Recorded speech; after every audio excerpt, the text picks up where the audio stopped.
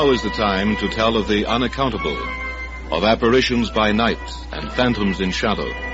Time to tell strange tales of fantasy and the supernatural. Mystery Theater presents The Hitch-Hiker by Alan King.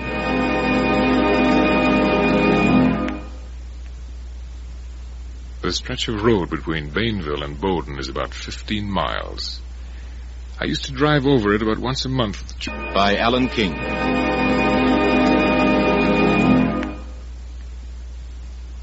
The stretch of road between Bainville and Bowden is about 15 miles. I used to drive over it about once a month with George Kirby. George was supervisor for the J.K. Land and Land Company, and we used to make a monthly inspection trip over his territory. We usually worked it so that we ran into Bowden at night.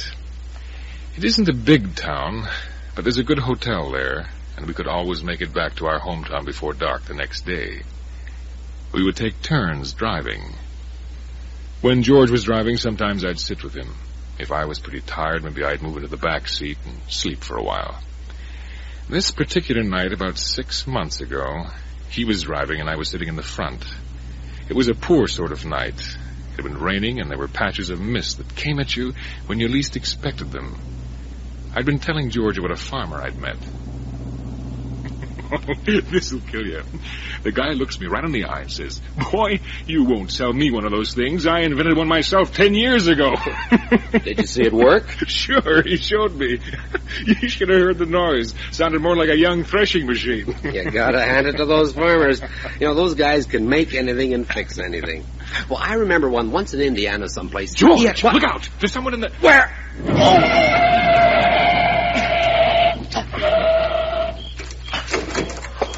Oh, my God. Come on, quick. Where is he? He must be underneath. I hit him, I know that. Yeah, he's underneath. Looks like he's wedged under the crankcase or something. Well, is he alive? I don't know. Are you hurt badly? Can you move? Must be knocked out. Wait till I see. His legs are clear. I think we can get him out. Tell you what, Sam. Get in. Put the car below then. Ease her forward when I tell you. Okay, George. But easy, Sam. Go very, very slow.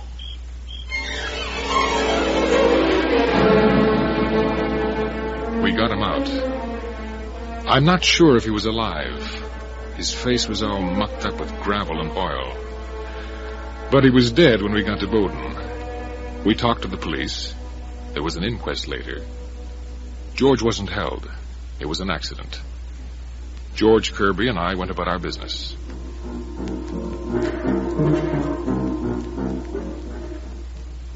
I'm Larry Mason. I'm a salesman. I drive that stretch of road between Bainville and Bowden once a week.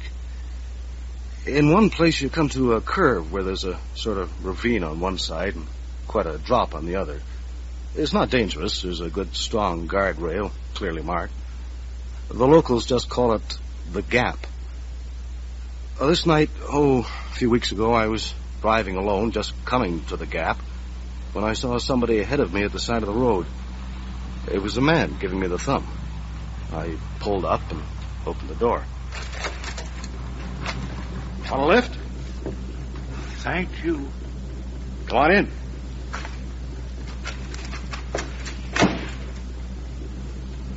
Going down to Bowden? Yes. Be there in 10 minutes.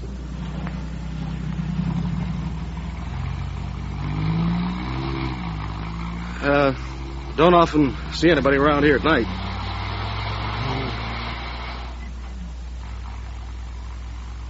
Cigarette? No.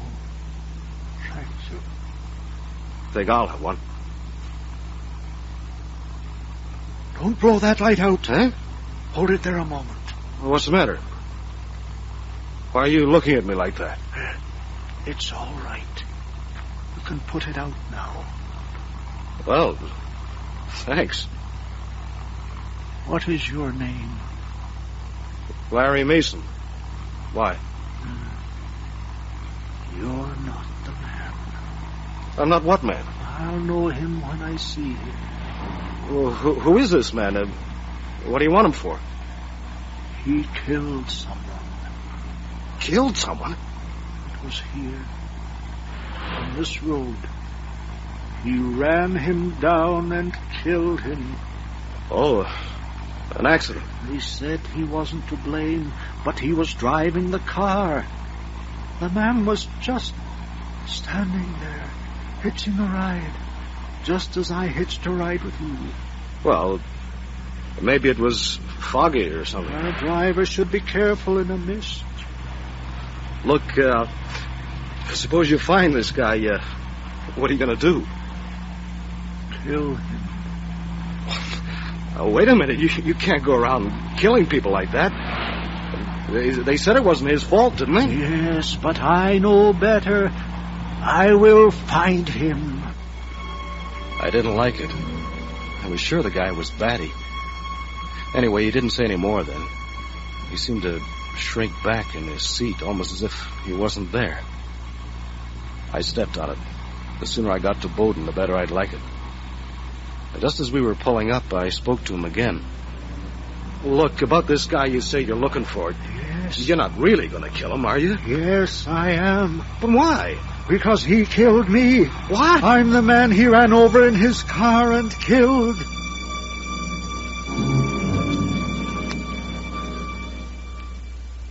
Whether the door on his side opened or not, I hadn't any idea.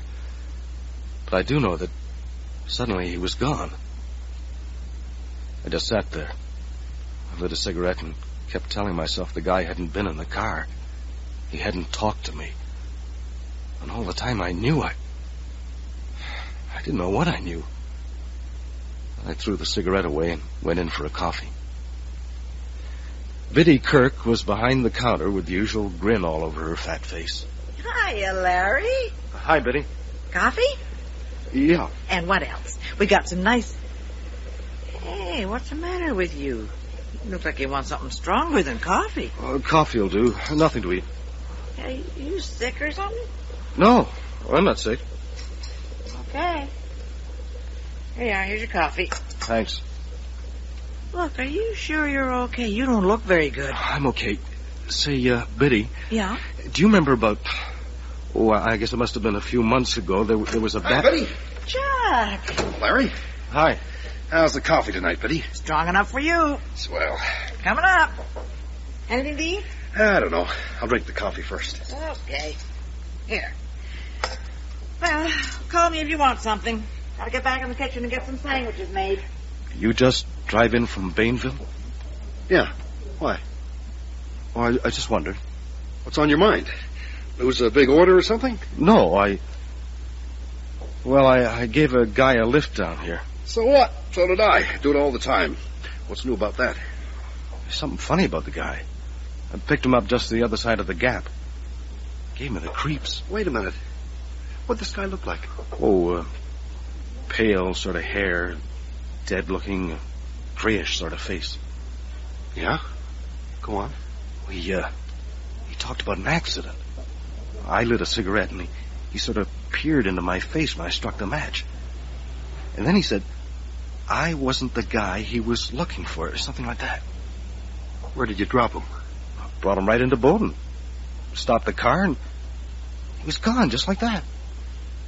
Larry, I picked up that guy myself. Just the other side of the gap. I shouted at him. It wasn't the same man. He was kidding me. It wasn't possible. But the description tallied. The only difference was he'd only ridden a couple of miles with Chuck and hadn't said anything about the accident. Accident? What accident? I'll tell you in a minute.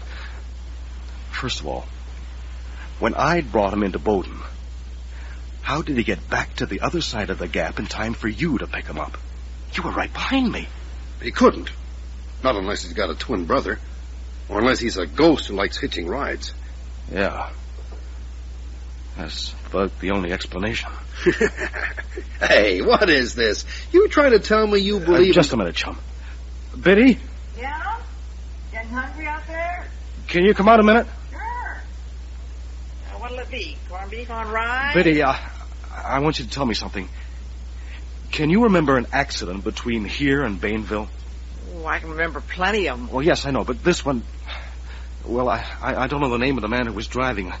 I don't even know when it was, but he hit a hitchhiker. A hitchhiker? Can you remember it, Biddy? Sure, yeah. Yeah, that was George Kirby. He was driving not very long ago. And Sam Henderson was with him.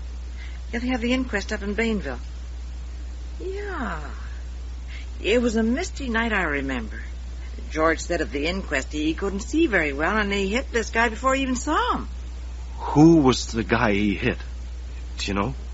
Oh, he lived up by the Gap. I didn't really know him. Seen him in here a couple of times. He was a writer or something. Well, what's all this about? Well, what did he look like? Pale sort of guy. Looked like he needed a good meal. Kind of mousy-colored hair. That sounds like... What sort of a voice had he? Oh, I don't remember. Yeah, kind of quiet and slow, I think. That's what I wanted to know. Okay, thanks, Biddy. Anything to oblige. I guess I'll go back to my sandwiches. Give me a shot when you're hungry. Okay. Come on, Larry, what is all this? Chuck, the guy you and I picked up is the guy George Kirby ran over and killed. Are you out of your mind, Larry? He's dead. Dead or not, the guy I picked up looked right into my face and said he was after the guy who ran him down and killed him. And you're making this up. And when he found this man, he was gonna kill him. I don't know how long we sat there arguing it out.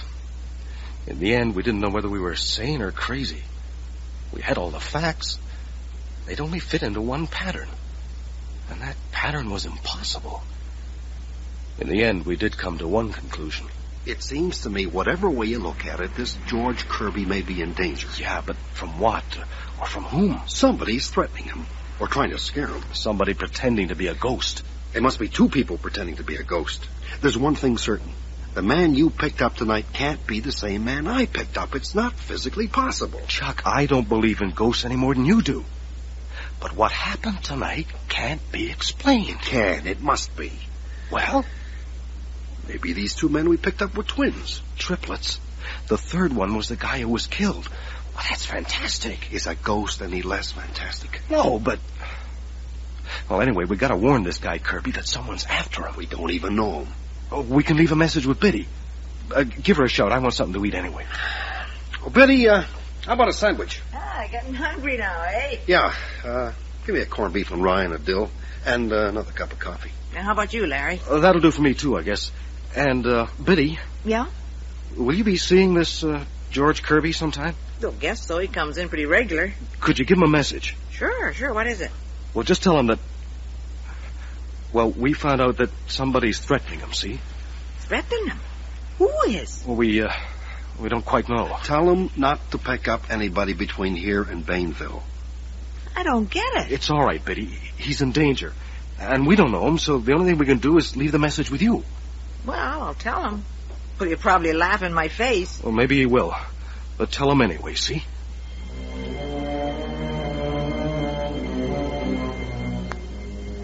What's the matter with you, Biddy? Something on your mind? Yeah, I got a message for you, George. Message? Too bad you weren't in a week ago. The guys could have told you themselves. What guys? Oh, Larry Mason and Chuck Reynolds. Never heard of them. Well, they left this message anyways. Said to tell you somebody's threatening you. Threatening me? Yeah. And to not pick anybody up between here and Bainville. What's this, a gag? Well, I don't know. I tell you, George, I don't know what it's all about. Well, who is threatening me? Well, I didn't hear much because I was back in the kitchen.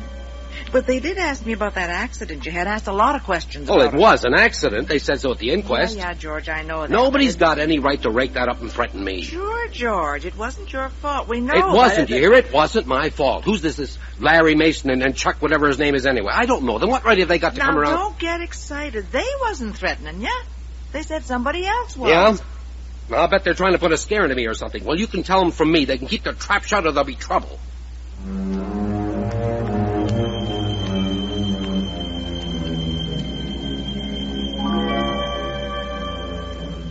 The next time I saw Biddy, I heard how George Kirby had taken the warning. That's what you get for trying to help somebody. Anyway, I'd done what I could. And as the days went by, I began to feel as though I'd dreamed the whole thing. It was all too fantastic. Then one day I met George Kirby face to face. I'd gone to Indianapolis for a sales meeting, and I was sitting in the hotel lobby after dinner when a big man came up to me, looking full of fight. Are you Larry Mason? Yes? I'm George Kirby. I want to talk to you. George Kirby? Yeah. I just want to tell you, I don't like being threatened. Now, look, I wasn't... I got your message. I don't like that sort of thing. Don't be a fool. I'm not threatening you. Sounds like it to me. Listen. I picked up a guy between Bainville and Bowden.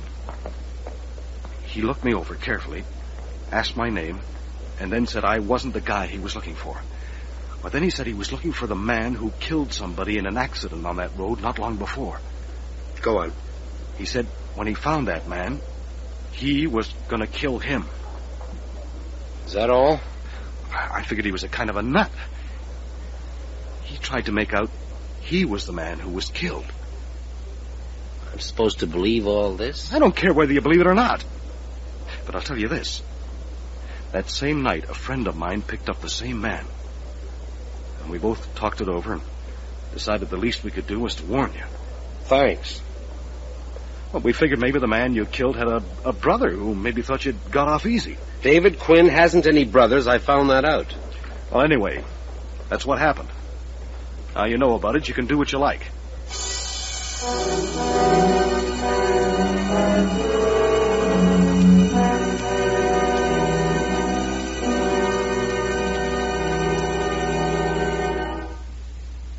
The way he treated me, I didn't care what happened to George Kirby. But whether I cared or not, I was to be there when it did happen. And because I was there, I found myself giving evidence before a coroner's jury. A jury inquiring into the death of George Kirby. Now, Mr. Mason, will you tell us what you saw on the night in question? Well, I was driving from Bainville to Bowden. I guess I left Bainville about 11 p.m. Did you see the Kirby car? Well, there was a car ahead of me. I could see its taillights. But I didn't know then whose it was. Yes, go on. As a matter of fact, it passed me. I could see it for a while, and then it went around a curve, and I lost sight of it. But when did you see it again? A few minutes later. I came around a curve myself, and there was this car picking up a hitchhiker. Before I caught up to it, it was on its way again. You're certain that someone got into the car? Yes, quite certain. In fact, you will swear to it? Well, Yes, I will. Is there some doubt in your mind? No, someone did get into that car. I see. And then what happened? It drew ahead of me again. Then I came to the place in the road they call the Gap, and there was a car piled up against a rock on the south side. The car you've been telling us about? Yes. When you say it was piled up against a rock, is there not a sort of cliff at that point with guardrails protecting motorists? Yes, although there are a couple of places where there are big rocks. You mean the guardrail runs a certain distance, and then there is a rock, and then the guardrail continues past it? That's right. And this car was piled up against one of these rocks? Yes. What did you do? Well, I stopped and ran over to the car. It must have turned over at least once. The top was all smashed in, and so was the front. Kirby was behind the wheel. He seemed to be crushed, and there was another man in the back who didn't seem too badly hurt. That was Samuel Henderson? Yes, I got him out of the car. And then I tried to get at Kirby, but I couldn't move him. So all I could do was watch for a car passing, which I did. I flagged it and sent Henderson down to Bowden for the police and some kind of a tow truck. And you waited there until they came? Yes. Was there anyone in the front passenger seat of the Kirby car? No. Are you quite certain? Quite certain, and there couldn't have been. Why do you say that? Well, because the front was so badly crushed, he would still have been there. But you told us a moment ago that you saw the Kirby car stop and pick up a hitchhiker. Do you still say that? Yes. Then how do you account for the fact that there was no one else in the car when you found it? I can't account for it. Maybe he was in the back seat and got out before I arrived. Perhaps. We shall see about that. I may wish to examine you further on this point. You may step down now.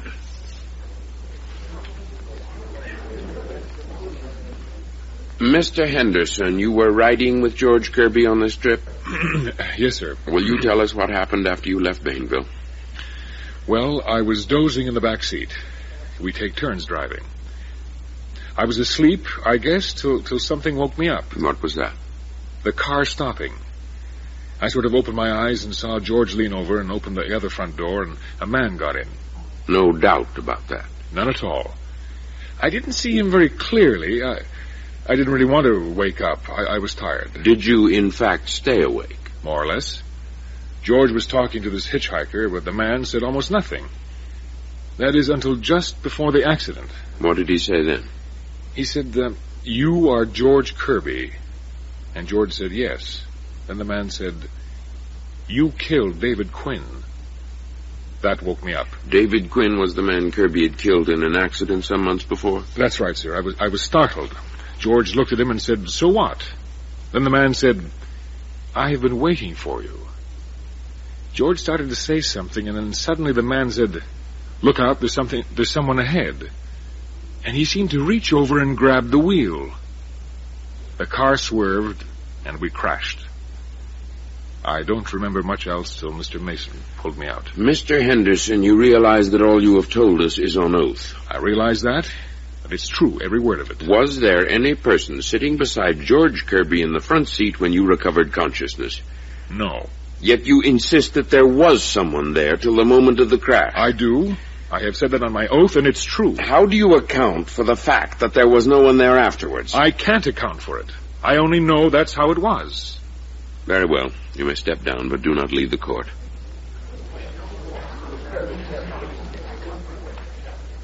You are a trooper with state police? Yes, sir, I am. I understand you were called to the scene of the accident in question between 11 and 12 at night. Yes, sir. What did you find on arrival? I found the Kirby car piled against a rock on the south side of the road. It had hit the guardrail and bounced off it and then turned over. Mr. Mason was waiting for me.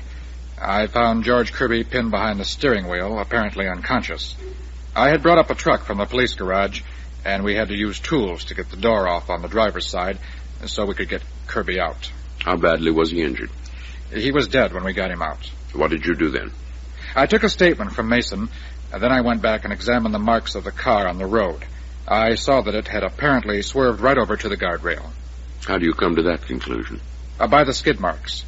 Kirby must have applied the brakes, and they left marks. Did you examine carefully the front of the car and the roof? Yes, sir. The whole front and top had been smashed. In your opinion, if anyone had been riding in the front passenger seat, could he have gotten out? He could not. I will swear to that. You have heard the evidence of Mr. Mason and Mr. Henderson to the effect that Kirby did pick up a passenger. Yes, sir. All I can say is he must have got out before the crash. But Mr. Henderson says he did not.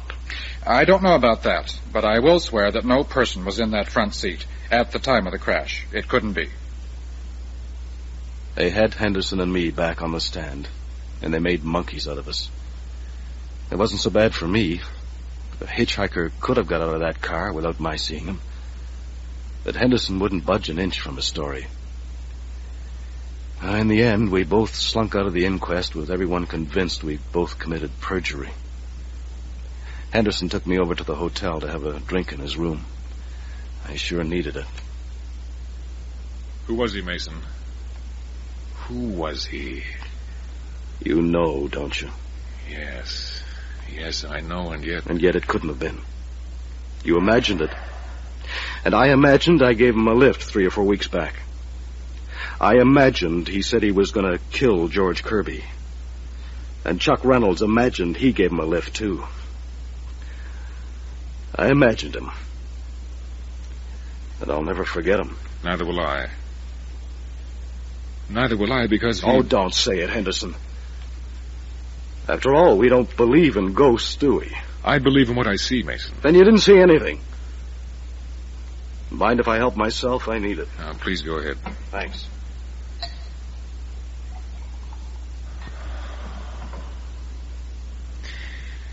There's just one other thing I didn't tell them at the inquest. What was that?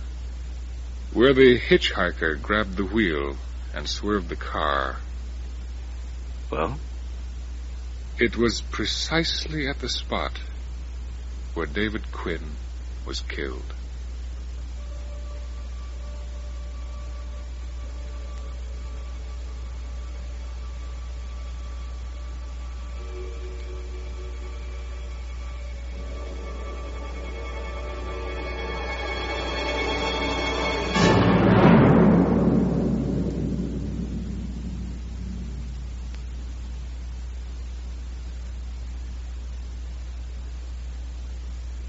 The Hitchhiker, by Alan King, was item 3 in a 4-part series of tales of the supernatural, written for and presented by the Mystery Theater, with John Vernon as Sam Henderson, Cease Linder as George Kirby, Frank Perry as Larry Mason, and Hugh Watson as Old Quinn.